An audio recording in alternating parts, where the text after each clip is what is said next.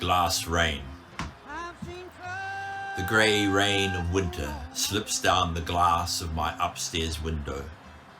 The puddles in the gravel road below are a dirty brown, and filling as fast as the rain falls so that they overflow the ground. A loom of low cloud covers the sky all the way from up the deep valley down to the deserted coast, and I know that the stars of the Southern Cross will not be seen in the heart of heaven tonight.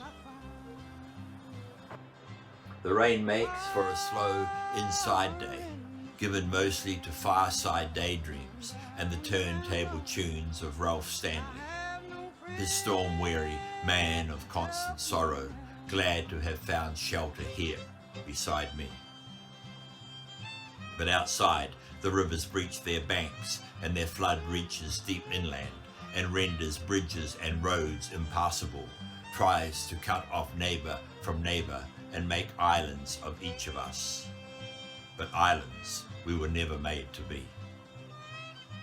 Yet for all that, there is contentment behind the window glass, untouched by the cold winter and the ceaseless rain. Here I brood on the promise of lily fields and watch hedge sparrows fly recklessly without fear of falling.